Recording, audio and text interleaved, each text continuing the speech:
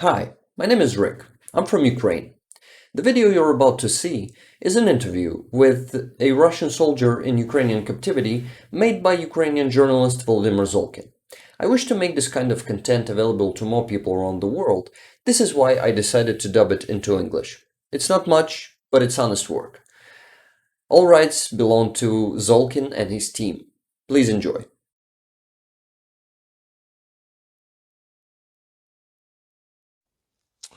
Good afternoon again. As I've already said, my name is Vladimir. I'm a journalist. This conversation is for recording and publishing. Yes, I understood. Do you mind talking? No. Please introduce yourself. My name is Plastin Yuri Vladimirovich. Date of birth? January 1st, year 1987. Where are you from? Town of Mashga, Udmurt Autonomous Soviet Socialist Republic. And you also lived there? No. And where did you live? I lived in Bryansk region. Bryansk region. Your military unit rank position? Military unit 12721. Position? Battalion Chief of Staff. Wow, it's rare. Your rank? Captain. Please tell me, when did you get to Ukraine? 2nd of March. 2nd of March? Yes. What were you told? Why were you heading to Ukraine? I followed the order of the unit commander. I understand this, but what was the essence of the order? My task was to keep records of personnel, of irretrievable losses, sanitary losses, records of missing in action, and forwarding this information to HR department. Where did you go? Which part of Ukraine? We entered Kharkiv region. Kharkiv region? Yes, Chistovodovka first, near Izum, then Izum itself, and then after Izum we went to the forest. And how long did these movements of yours take? On 2nd of March we entered the territory of Ukraine. We arrived in Chistovodovka in 9 hours. Then on 18th of March we relocated to Izum, and then into forests on June 18th. And what was interesting during this time? What, if anything, happened? Nothing interesting. Did some events take place? Our troops advance and routine work. You say your troops. How many troops? What kind of equipment? Standard unit, standard equipment, motorized rifle regiment. Around 1,000 people were entering with standard equipment. What is this standard equipment? As a civilian, I don't know what it is. BMP-2, communication equipment, tanks, and airborne vehicles. Was there no artillery? There was artillery, yes. Was artillery firing? Of course it was firing. Where was it firing? Along the front line of the enemy. Along the front line of the enemy. Did you have losses? Yes, we had losses. Where did you take the bodies? First they were taken to the morgue and then evacuated to Rostov. 300s were evacuated the same way, I assume? Yes, wounded were evacuated towards Russia. How was your food supply? There were no problems at all. We always had food. Were you eating dry rations? No, why? Dry rations are for 3-4 days maximum. And then, hot food, KP-130, PAC-200, field kitchens. Was it delivered somehow too? Of course, food products were delivered. Were there any battles?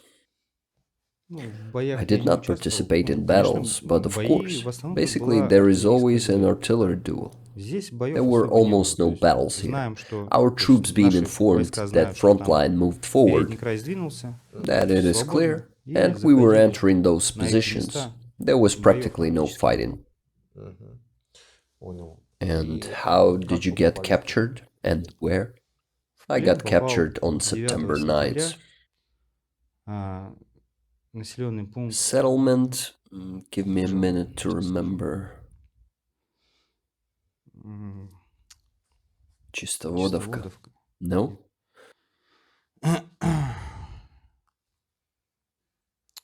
Near Izum. How is it called? Iskra, and the next village? Lipchanovka. Yes, Lipchanovka. So I received, and how did it happen? I received 2 tanks and went. I received the task to stand in Lipchanovka. According to the information, there was no one in the village, and we had to take it. Our unit had to come there on BMPs, and me with 2 tanks. After I received 2 tanks, I went towards Lipchanovka. I was already close. It was around 9 or 10 p.m. It was dark. And 100-150 meters before the village, tank was hit with a Javelin. I was sitting on the armor of the tank. Javelin burned through the tank a meter away from me. Fragments of it flew into me. After that, the tank has stopped. I was taken prisoner. They've provided me with the first aid. What were your injuries? Multiple shrapnel wounds from Javelin rocket, because it exploded a meter away from me. My eardrums were torn. Injured left elbow, right elbow, all the right hip, and the right side of my torso. Got it. And those who were with you, you weren't alone there, right? What about them? Javelin burned through the driver, he died on the spot. And 2 tankers, gunner, operator, and tank commander. I don't remember their names. I met them only at 7 p.m. when there was an interaction. I didn't have the time to get to know them. They were also taken prisoner with me. And I was with them until 10th, before I was taken to the hospital for surgery to remove the fragments. I didn't see them after that. How do you explain to yourself the goals of so-called special operation? Well, it's big politics, big money. I don't dig into this. My business is small. I was given an order, and I followed it. How do you understand the concept of criminal order, which is written in a charter of Russian Federation? I've never heard of such a concept as criminal order. There are some moral values, but I take orders like this. The one who gave the order is responsible for it. If the order wasn't executed, responsibility is mine for the failure in executing the order and the consequences of it. Shooting a civilian. This is a war crime. Invading the territory of a foreign country. In this case, it needs to be discussed, because to invade the territory of a foreign country, if there was no order from above and by their own decision, then it will be considered, if with weapons, then it's terrorism. Or, if unarmed, then it's an illegal border crossing. Since we acted on orders, I think we didn't break any laws. And if it was illegal, and after this operation or hostilities ends, it depends on which side you're on, then there will be a decision who's right and wrong. I don't really understand the logic.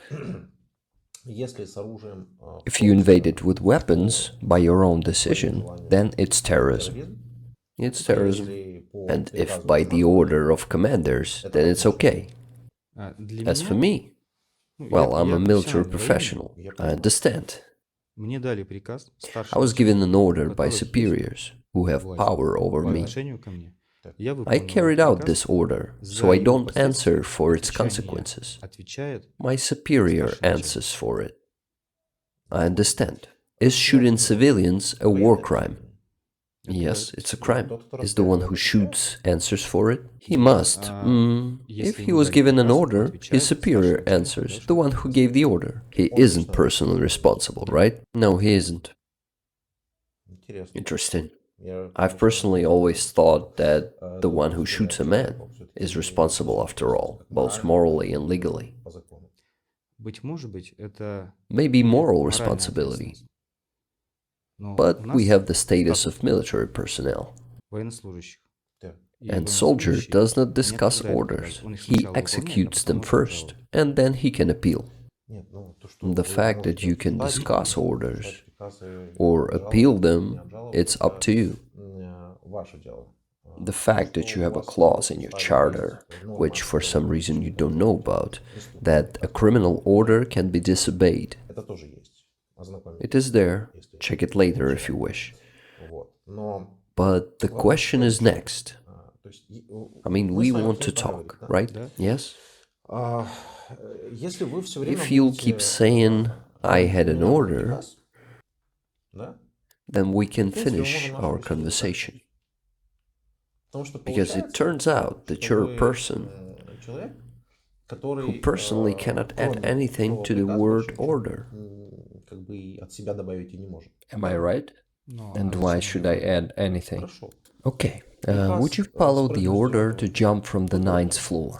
I wouldn't have carried out this order, and I would have taken responsibility for non-compliance and the consequences of this order. Yes, great. Then the question is next. Why, from your point of view, invading another country is better than just go and jump from the 9th floor? In combat training program, there is no such task as jump from the 9th floor. And is there such task as invasion of a foreign country? There is a concept of the front line and the concept of battle. And in this case, we see it as a battle. There is no such standard as jump from the 9th floor in the combat training program. And this is not typical for us. If I'll give you the internet access, can you find for me where is it written in your regulations that invasion of a sovereign state is a just and reasonable action? We have nothing about the invasion of another sovereign state written in our charter. We have the concept of combat, and the senior commander, who sets the task, takes responsibility. I get this. Is Ukraine a sovereign state? Yes, it's a sovereign state. You have entered the Kharkiv region. Yes. Is Kharkiv region a region of Ukraine? Yes. Did you cross the border of a sovereign state? Yes. With weapons, military equipment, and with combat? Me personally, already without a fight. Well, this is not important. Apparently there were others before you who came in with a fight, and you just followed them. How do you explain it to yourself? Or justify? Or you don't think about it at all? I don't think about it. Got it. Have people died? You've already told me that they did. Yes? I mean, on the Russian side. What did they die for?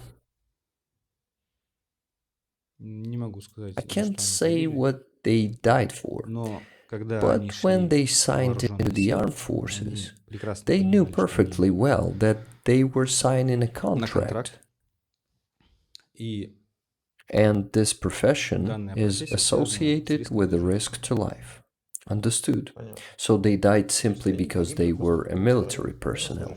Yes? This was associated with a risk to life, so this is how the lives come to an end? Yes, our military personnel should not be connected to politics. And they don't delve into the essence of an order. They evaluate if they can carry it out or not, they carry it out if they can, and if they can't, they must justify why they can't. And then they take responsibility.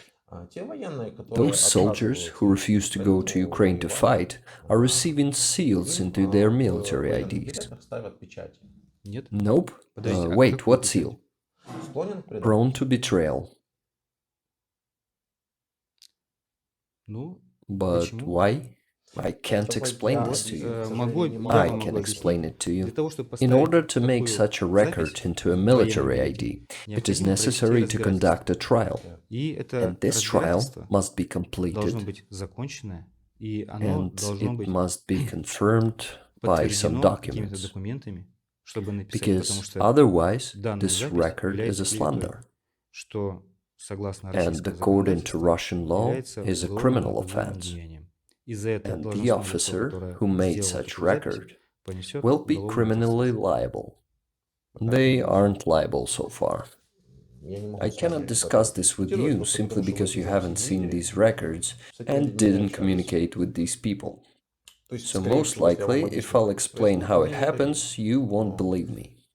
But a week ago, I spoke to a man who entered Ukraine at the very beginning of hostilities from Chernobyl's side. He managed to get out. Then they wanted to send him back. He refused to go back.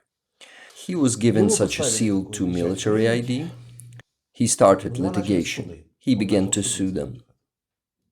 But then so-called partial mobilization began. They came for him and he was conscripted.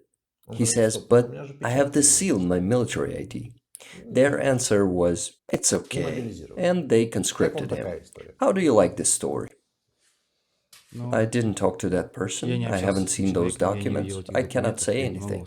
Exactly. So it will be difficult for us to discuss this, because I have this information and you don't.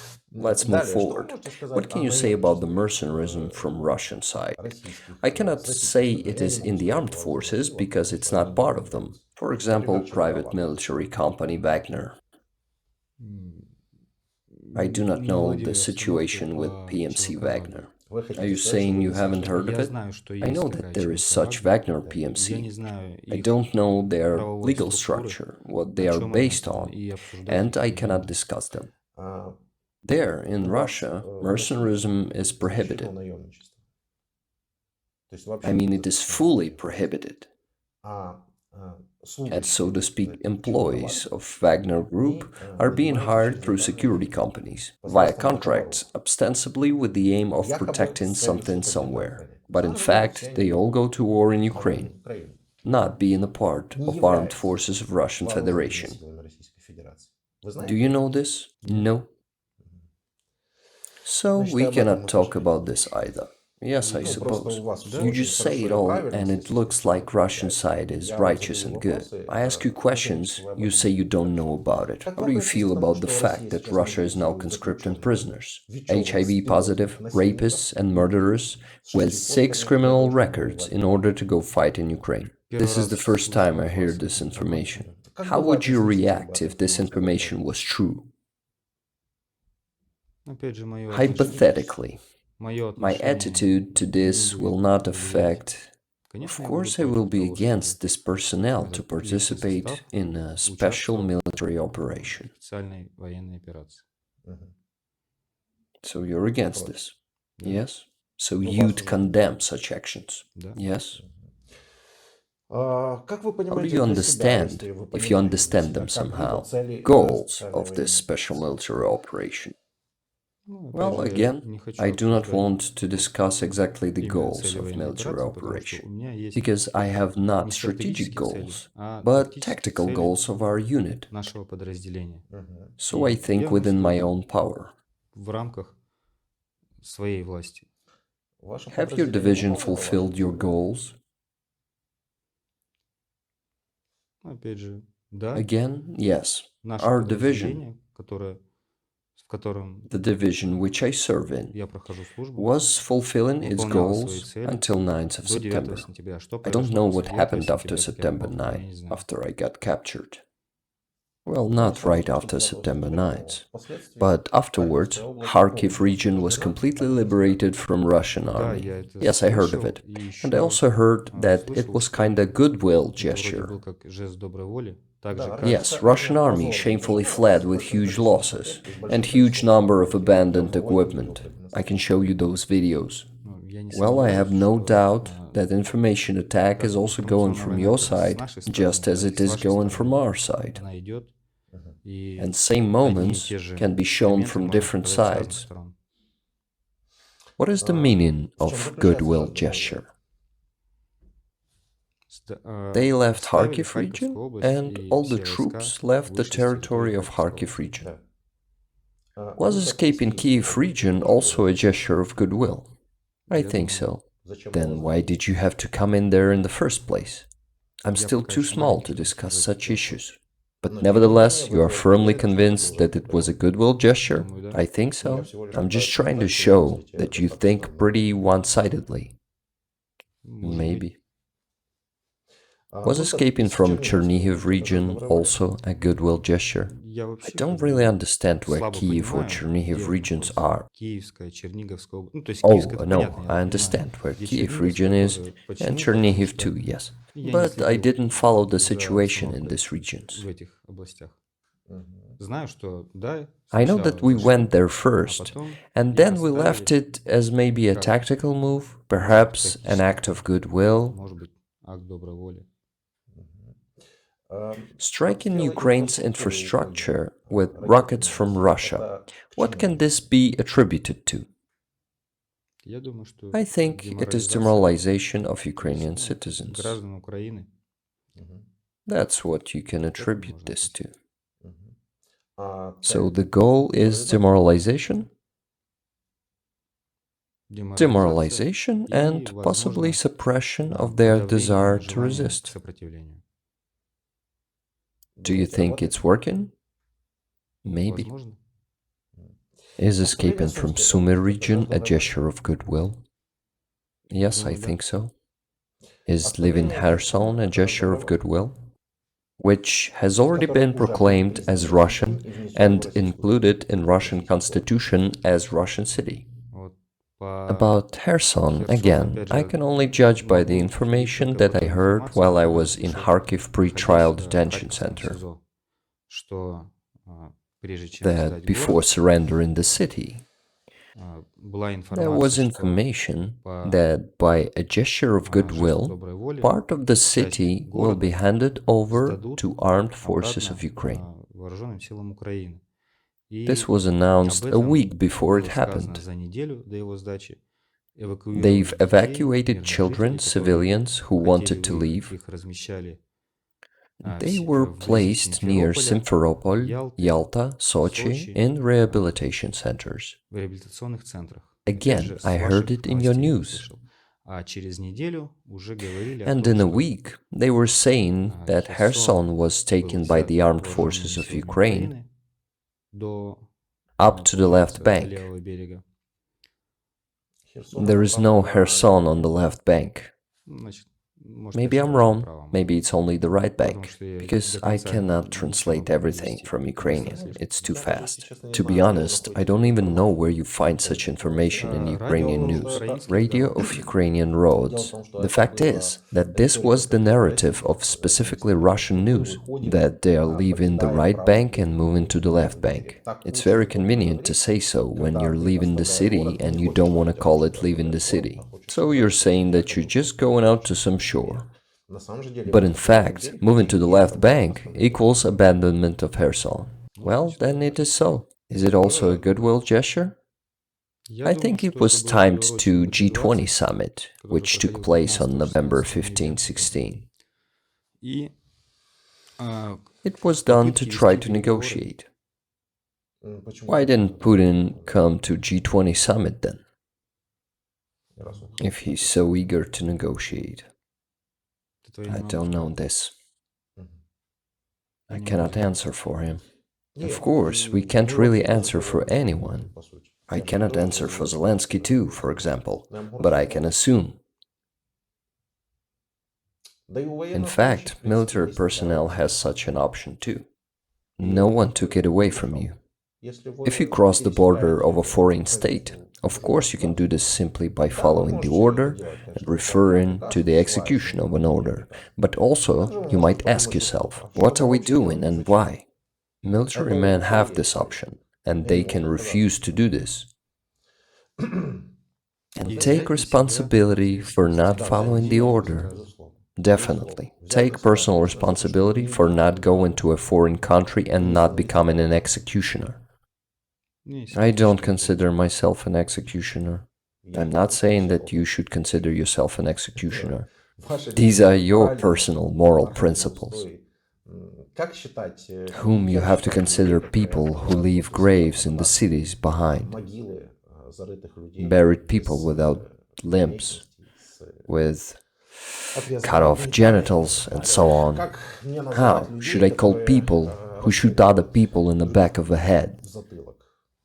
For me, they are executioners. But you didn't do anything like this, of course. And most likely you don't believe in it at all, that Russian army did such things. But I live here. I cannot say this. Of course you cannot. I didn't even think you could say that. You only say what is comfortable for you. I say what I specifically know. But you know for sure that it was a gesture of goodwill, right? What are you talking about? About the abandonment of Kiev, Chernihiv, Kharkiv, Kherson. It was all gesture of goodwill. Yes. Do you know that for sure? Yes. It means I have one-sided information. No, not information, but reasoning. But you have a right to reason this way. I just wonder when your wife will finally answer. Or she won't answer, because... Is she checking her phone? Here it says that she was online today. We sent her a message, but she didn't read it yet. I don't know. I haven't spoken to her in a long time. Well, in fact, we sent her a message at 2:48 p.m. Now it's only 3:16 p.m. We can talk a bit more. Won't I hear your opinion about what's going on? For example, what in your opinion demilitarization is, and how efficient was it? Because your man, the one you call president, talked about demilitarization. I can only say my opinion. Of course, I'm talking to you. Yes. Demilitarization, in my understanding, is resistance, suppression of the enemy army. But it turns out that now the army of our enemy is sponsored by almost all of NATO.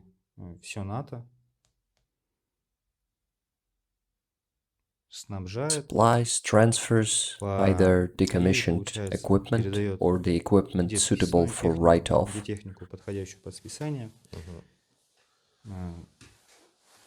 Using interesting schemes. Like what? For example, first they give you money, then they send you the equipment, which requires maintenance, and then, using the same money, they send you specialists from same countries to provide service for this equipment, such as tanks, infantry fighting vehicles. They bring spare parts for them, which also cost money. For some, it's just a business. If I understand this scheme correctly, they give us broken equipment, not broken, workable, but not new, which can even cross some distance, shoot a couple of times. Well, not a couple of times, it can be able to shoot for some time, but it already has a working out. Then time for maintenance comes, which will come much faster, and to provide service for this equipment, for which there are no spare parts in Ukraine. You begin to request... Ukrainian side begins to request specialists and spare parts in those countries which provided that equipment. Arrival of specialists costs money, training to work with this equipment also costs money, and parts costs money too. Where did you get this information, and what specific equipment are you talking about? For example, today I heard that UK supplied Ukraine with Again, I heard this in the news. Yes, and in Ukrainian news. Do you have a TV? No, the radio is playing. Ah, radio, okay. Yes, so Great Britain sent 10,000 ammo, which was scrapped in 2018. Is that what they exactly said on TV? On the radio? Yes, on the radio, that they were scrapped in 2018? Yes, ammunition? Yes, ammunition. So what? Ammunition must be serviced? No, it doesn't. It's just one example. Here's another example. Tanks. The main combat tank T-72, which was in service in Poland. These tanks, in the amount of 253 units, were transferred to Ukraine. They made respectively, they aren't new. For this, Poland received decommissioned in 2020 Moroccan Abrams tanks. I mean Abrams tanks that US base in Morocco was armed with. Respectively, when you run out of these 253 T-72 tanks, these Abrams will start coming, which will require maintenance, specialists, and spare parts. Do these T-72 require maintenance too? T-72 is a battle tank that was developed in the Soviet Union. And most likely, this tank is used by the armed forces of Ukraine. It has been manufactured at Kharkiv tank plant, if I'm not mistaken. I'm not completely sure. At Kharkiv plant, they manufactured T-64, Bulat, and T-72 at Ural Vagon Zavod. I'm just trying to understand where you're going with this. Yes, they give us equipment, weapons, they give us ammunition, they give us money, they give us specialists. But this money will have to be returned. Where did you get such information? Based on experience of all military conflicts. Let's talk about the experience of armed conflicts. Have you heard of Lend-Lease? Yes, I did. What was the Soviet Union returning to the States during World War II? Money, oil, money and oil. Well, not only these products, there were other products. So you claim that Lend-Lease was not free. Of course it wasn't. But in this case, under concluded contract, Lend-Lease looks like this. I'll show it to you. If America gives us a tank, we used it and it fell into disrepair, this tank simply gets decommissioned. If we want to give it back, if it remains intact, we give it back and we don't have to pay for it. And if it remained intact and we want to keep it, then we have to pay for it. Do you understand? Yes? So no one gives us something for which we must pay by definition. It just doesn't exist. I got it. There is a saying, intention without intent is a fiction. What is the intention of giving it to you for free? You see, unlike what you think, I already approximately understand what you think. The whole world understands that Russian aggression took place. That is, invasion of Ukraine by Russian troops. And the civilized world generally has such a rule, to help those who suffer from aggression. For this, in fact, all international institutions are made. They are aiming to keep the balance of justice. And when Russian missiles are flying to Ukraine, when Russian tanks are coming to Ukraine, I'll tell you this. First 1.5 or 2 months, it seemed that everyone is just observing what will happen. Giving us a bit of javelins, giving us anti-tank rockets, some other stuff, mostly in small quantities. But when Russia made a goodwill gesture, as you call it, by leaving Kyiv, and from my point of view, they were simply kicked out with disgrace from Kyiv, Chernihiv, Sumy.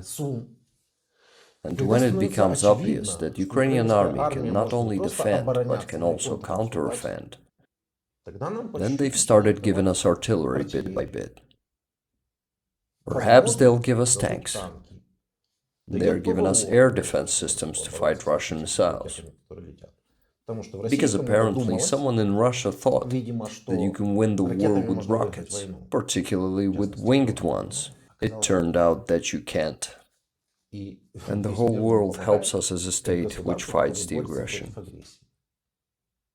Parliamentary Assembly of the Council of Europe and UN has already adopted a resolution, not voted yet, that Russia is a terrorist state or a state sponsor of terrorism. For some reason you didn't hear it all on the radio, but it's all happening.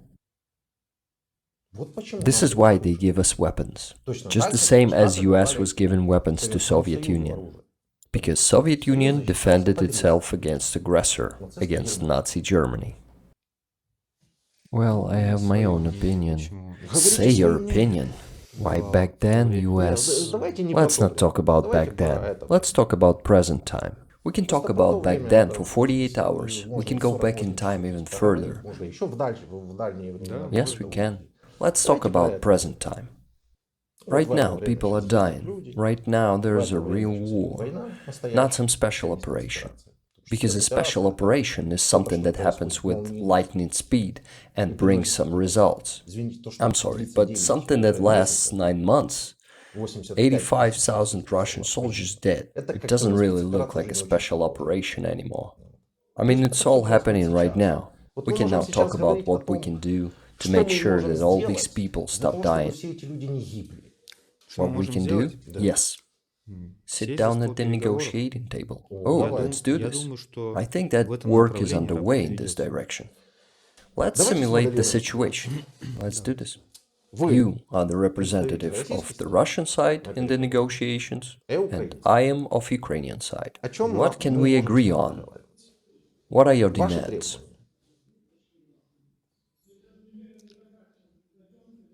I can't put myself in. But why? We have a free conversation, we're just talking.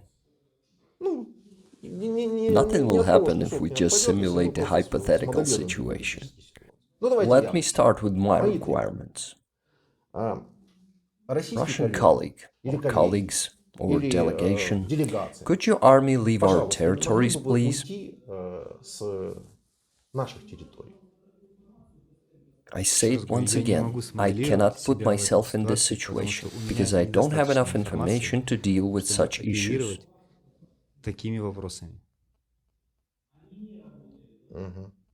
Okay, got it. What do you think? Is it all needed or not? All that is happening? I can't say, but there were, are, and will be wars. You know, it's like taking a white sheet and saying it's white. It's clear. Yes, it's clear that there were, are, and will be wars. But this exact war that is going now, what is it for? Is it needed? Why does Russia need it? You, as a citizen of Russia and not as a military man, can you tell me why you, Russians, need this war? A simple citizen does not need a war. Any person, as an individual, does not need a war, because everyone lives in their own comfort zone. Yes, just like a soldier does not need a war. And my comfort zone is to go to the exercises, sit on ranges, shoot, run, jump, improve my skills. Yes, it is clear, but at least you're a military man. Yes, but now they are conscripting not the military men in Russia, like not military at all. I can show you my channel. There are already about 500 interviews there. At least you look like a military man. You're serious, you're controlling questions, answers. Try not to go too far. In case of any danger, you say, I don't know, I don't have any information. I can show you the people who's being conscripted in Russia these days. They are not simply not military men. They walk with difficulty and breathe half of the time. Why they need this? You have an order. What do they have? What suddenly happened in Russia that you can just take people and throw them like a meat in this muzzle of war? You say they are not military, right? Yes, but I rely on the charter. Yes. Why have non-military men come here then? Yes, why? This is something I want to know from you. You have more than 500 interviews already. Yes. What drives them? Why do they come here? Conscription in Russia was announced. It is called partial mobilization. They receive summons. Yes. And they are told either the prison term or you are going to war. They choose war. Why do they choose war? Because they are afraid, because they are intimidated by their own regime, which will put them to prison. Look, he is, then in jail, they will be raped in their asses with mops. We have already seen this, and I can show you the videos. It's not funny at all, because these are documentary footages from Russian prisons, but maybe for some reason it brings you some fun. No, it doesn't give me fun. It's just what you're saying. Yes, I'm laughing, because it's absurd. Why? Because it's absurd. What exactly? That they're being raped with mops? Yes, but it's happening. I don't know. Well, okay. I haven't seen a single person. You may not know this, sure, but I cannot put a laptop or TV in front of you during every such conversation and demonstrate every moment I talk about. If you don't know this, you have a right not to have information. But I tell you that open video data from CCTV located in your Russian prisons was published long ago, apparently leaked by the employees of those prisons. You can go to Gulag.net website and see how it all happens. You may not know, it's your business. Understood? But honestly, it's not funny, a horrifying stuff. But okay, let's get back to what you're talking about. So, they're not a military man, they're being conscripted. They go to war to avoid going to jail, because they're being scared with it. So going to jail, is that scary for them? Is it scarier than death? But they don't think about death. I've spoken to dozens of people, and I can tell you that they don't think about death. They think that they won't fight. They're being told that they will stand somewhere at the roadblocks, guard something somewhere, carry humanitarian aid. They are guided by such things. Some dreamy responsibilities. If a person gets mobilized, conscripted is the right word. I was saying mobilized too, and I've been corrected. Okay. If a person gets conscripted, then they understand that they're gonna become a part of the unit and they will fight. They're being trained before they come here. No, they don't train them. I will disagree with you on this. While I was in Kharkiv pre-trial detention center, 20 conscripts has been brought to us. They were brought to us on the 18th, no. Somewhere around, well, it was 20 people, but when they were brought, was it on 9th? No, not on 9th, earlier. Somewhere around 3rd or 2nd of November. So I talked to them, and the man told me that first they spent a month at the shooting range. They were forced to shoot, they were forced to dig trenches, they did not do a lot of things.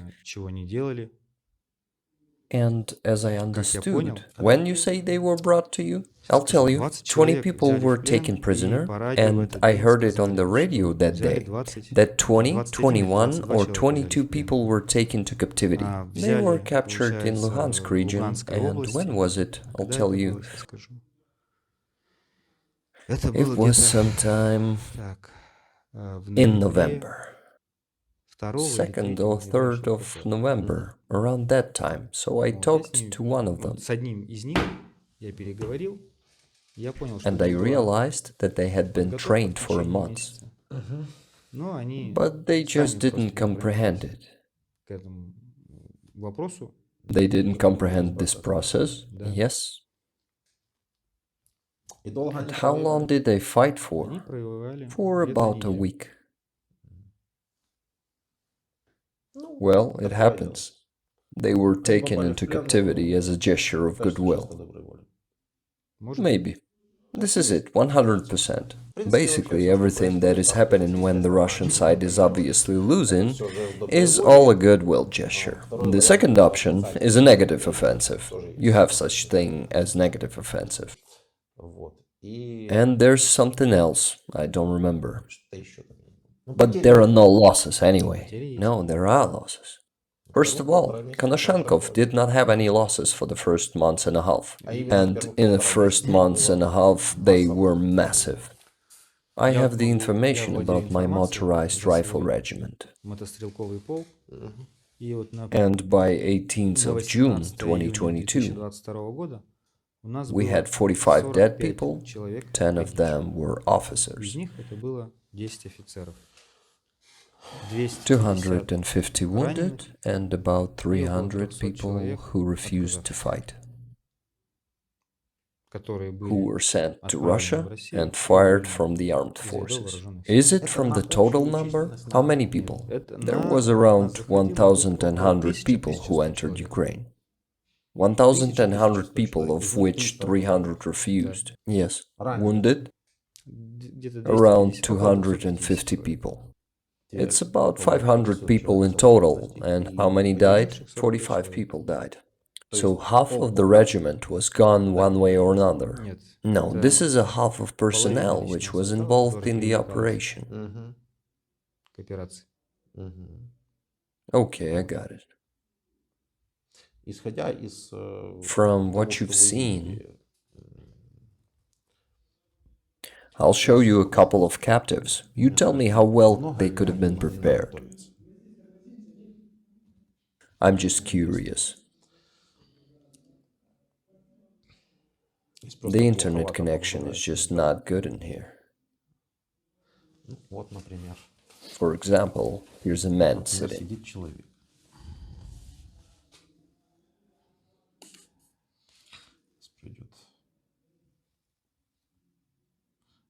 So here's a man. He's only 40 years old. He sees very badly. He told me about it himself. He has many different diseases. He told me about it himself. Do you think he could be trained well? And is he fit for duty?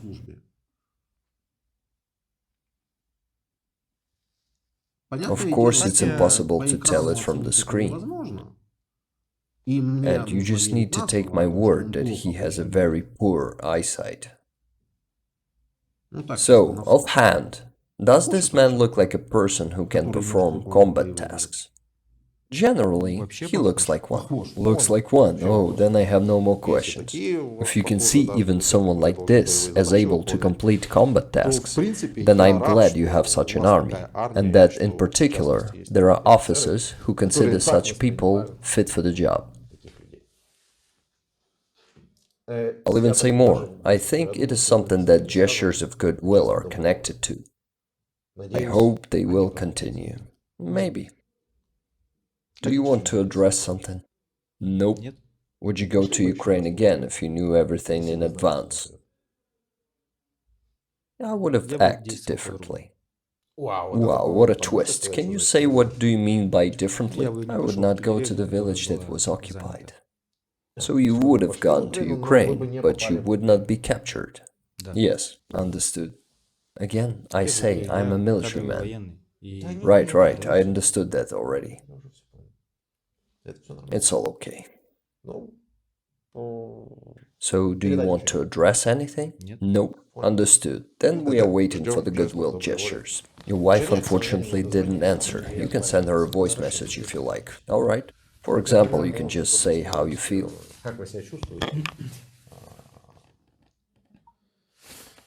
Just say what you want to say. Yuri, hi. I'm alive. I'm in the same place, in the Kiev pre-trial detention center, waiting for an exchange. I have no more information.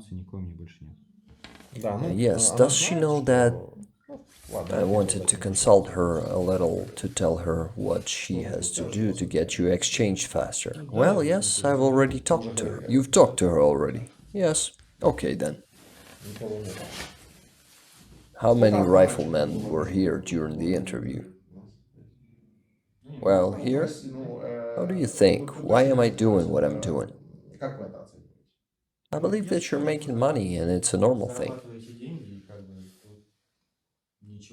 You think that I'm making money? Yes, don't you? Can you please sit down again for a second? I'll just explain to you what I'm doing and you'll be aware in the future when you return to Russia.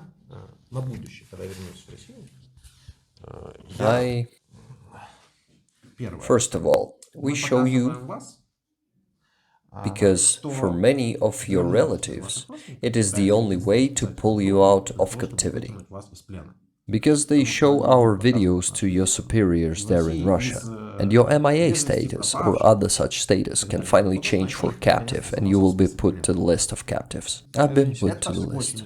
It is very important. Yes, we had those who were listed as dead. His mom has already received 2 death notices, and then we called and told her that he's alive. This is by no means a humanitarian mission. I understand. It's a mission to bring our people back from captivity, because if you'll be taken to Russia, then respectively they will be given our soldiers back. I agree, because we also took prisoners. The second function, which works less effectively, but it still works, is to convey something to the Russians. Because not all Russians will justify everything that happens with gestures of goodwill.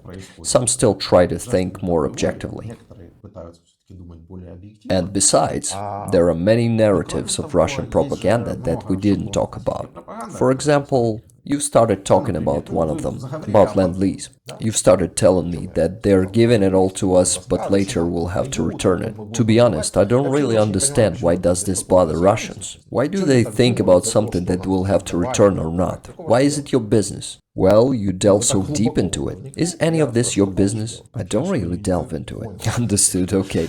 There are many Russian propaganda narratives, such as, for example, the protection of Russian speakers. For example, Kharkiv, the Russian-speaking city, is being defended for 9 months, attacked with rockets. You're wiping it out of the face of the earth. Very strange defense of Russian speakers. We're talking about such things. That NATO is taking part in hostilities. How many NATO members have you seen here? I've seen NATO soldiers here. NATO soldiers. French people. Are you sure that they were NATO soldiers? Again, no, not sure. It's just... Oops. And why can't they be volunteers, in your opinion? Maybe they're volunteers who know medicine very well. Great, volunteers who know medicine very well. Wonderful. And they are formalized to the armed forces of Ukraine. Officially, they are not mercenaries.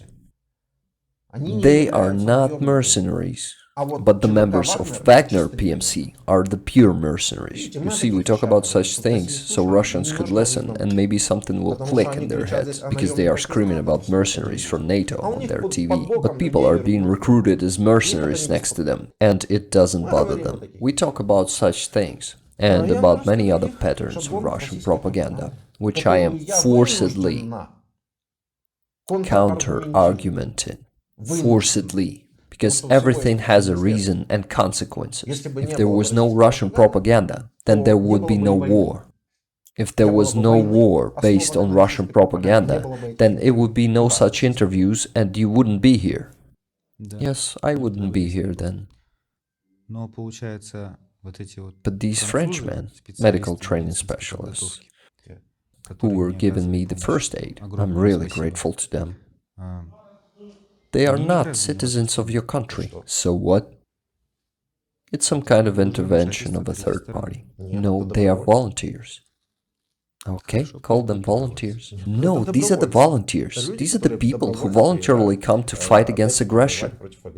Then giving us HIMARS is the intervention of a third party. And I generally don't understand one thing. If you are so bothered by this third party, why don't you fight them? This is actually a shortcut. But in fact, we're no longer at war with you, but with a third party. So you mean Ukrainians are not those who are fighting? They fight by the hands of Ukrainians, but it is managed by the third party. What kind of management? Combat management? Who manages the combat? Again, I'm telling you what I've heard on the radio of Ukrainian roads. Tell me that the main intelligence agency, not MIA, Central Intelligence Agency of United States, helping us with data, helping you with data. It's the real truth. MI6 helps you with data. They help us, it's true. And the Turkish, I don't remember how it's called. All intelligence services of civilized world help us with data. Thank God all civilized world is helping us with weapons and ammunition. What does this have to do with the outside control? Well, orders are most likely coming not from your headquarters. Really? What are you saying? Maybe territorially from your headquarters. But I think that there are mines not only of your country. And mines is also something that they help us with. And with equipment, and with ammunition, and with intelligence, they help with everything. We are Ukraine, everyone is helping us. And time plays to our advantage, because the more they help us, the more we accumulate finances, capabilities, data, etc. Time always plays against Russia, because at the same time you accumulate sanctions. The world is slowly refusing to use your oil and gas. Soon people in Russia will start eating grass and they'll start to realize something. This doesn't mean that someone is controlling us. You've been deceived. Maybe. But intelligence is one of constituent types of combat. Of course. And who is arguing with that? Am I denying it? Prove to me that we are being controlled. They help us. Yes. No one hides it. Prove this management somehow. Intelligence service. So what? Yes, the data is given to us. Does this mean we are being controlled? Yes, they help you to make decisions. They help us to make decisions. No, they are giving us information to make decisions. Sorry, but this is how it happens. Okay. Center for the Study of Wars, which is located on the territory. Institute for the Study of War is an independent organization. What's next? This is an institute located in the United States,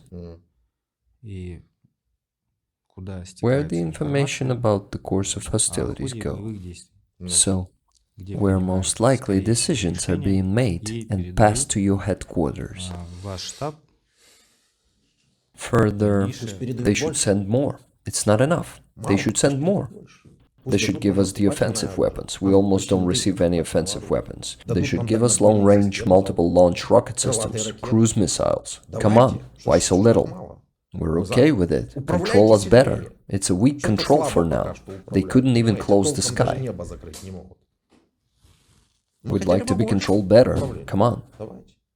Helping us is one thing, and the other thing is the myth that someone sits and manually controls our politicians.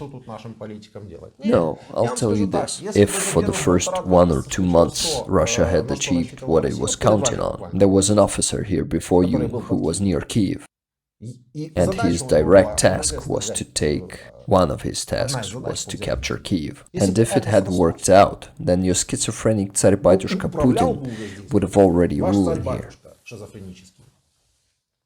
But it didn't work out. It didn't.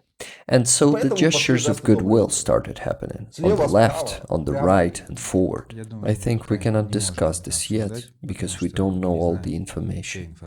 It is you who cannot discuss, because you think that you cannot discuss without having all the information. But nevertheless you claim that we're under external control.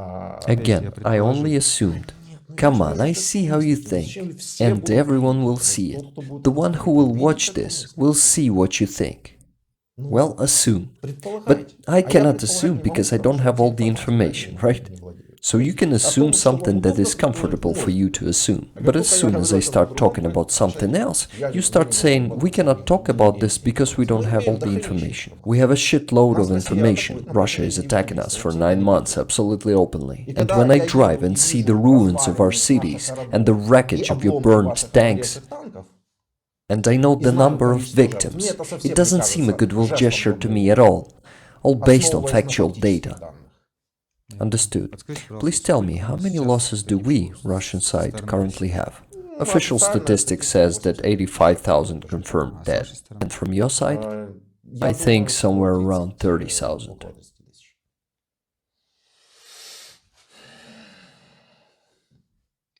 I'm just curious, that's all. I get it. So what?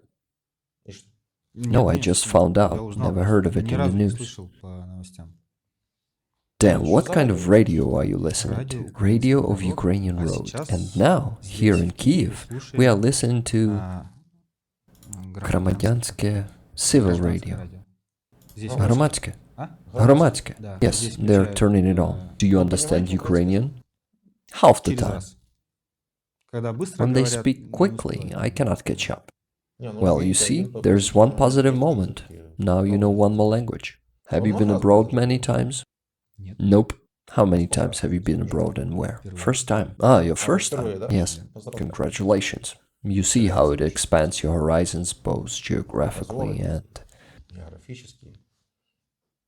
It's a life event after all. You gotta look for the bright side in everything. Here's a bright side.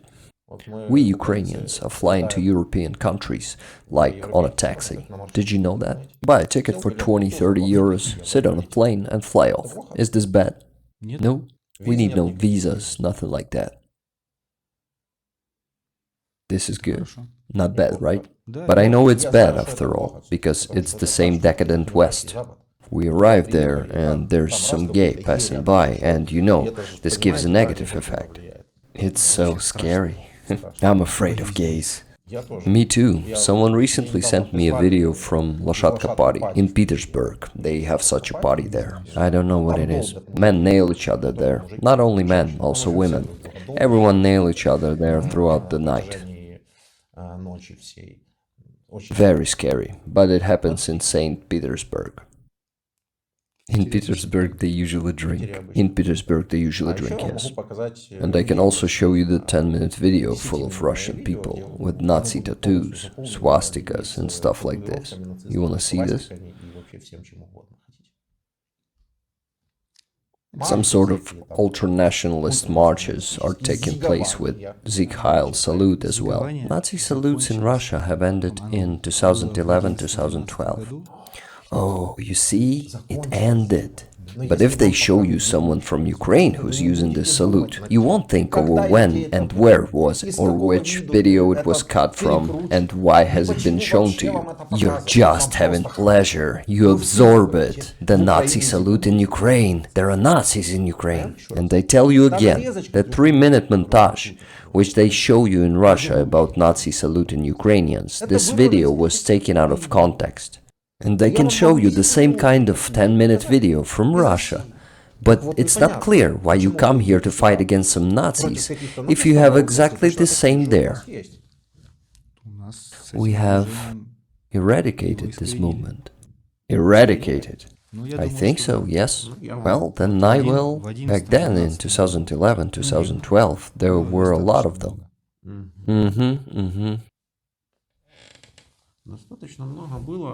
There were a lot of them, but not a lot left. I'm trying to find it.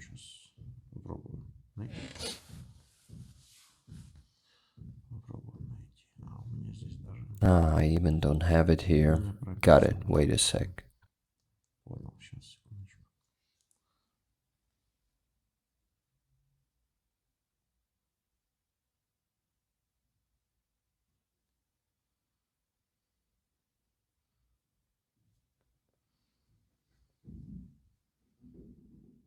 You see, under each of my videos there's a link pinned that says 8 years. It's about what was actually happening in Luhansk and Donetsk for the last 8 years. Because your TV shows that they just waved flags and that's it, like all people there were welcome in Russia. They showed you all the same about Kherson. Then suddenly Kherson became Ukrainian. I don't know, when Kherson... It's been on TV not so long ago. Not so long ago, 9th of September. Your TV said that 95% voted for Russia. Maybe so. Maybe so, after September 9th. Of course, it can be so as you see it, but as we see it, practically all the population remained in Kherson, and everyone was welcome in the armed forces of Ukraine with tears in their eyes, and not the fake ones. Of course, it can be as you see it, but we see that where we managed to kick the Russian army out, it immediately appears A. a gesture of goodwill, and B, the trace of any referenda disappears. Respectively, I make a conclusion that Russia and Russians are guided by such thing as the right of force. In those places which you were able to take, you will claim that everyone there is on your side, and that you are right, and you don't care what anyone thinks. And as for those places which you weren't able to take, you immediately say something like, "You know what? We didn't really want it. Take it. It's a goodwill gesture." In my opinion, this is a very hypocritical position. If it will load.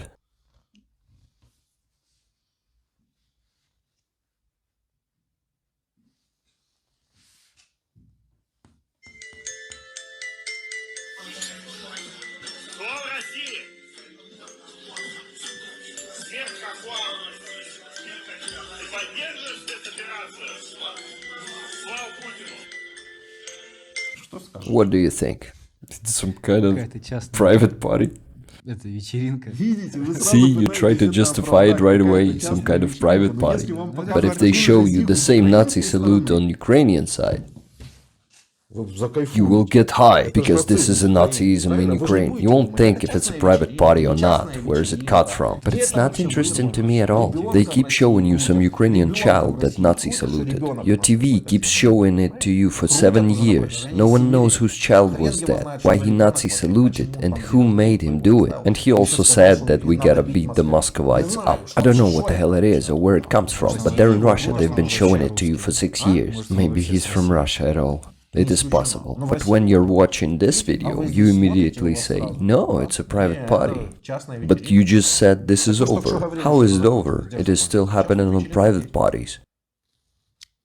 A person can do anything in their apartment without exceeding some level of decibels. So does in the state.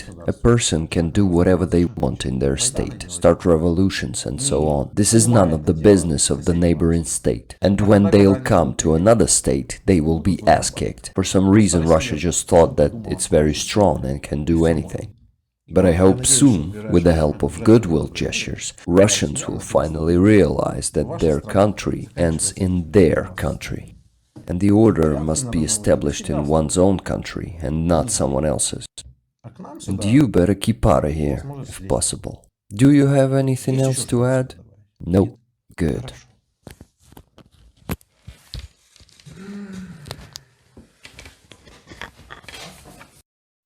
Thank you for watching. Please give this video a like and subscribe to my channel. You can also support my work on Patreon. This will help me bringing you these dubs more often. See you next time. Slava Ukraini!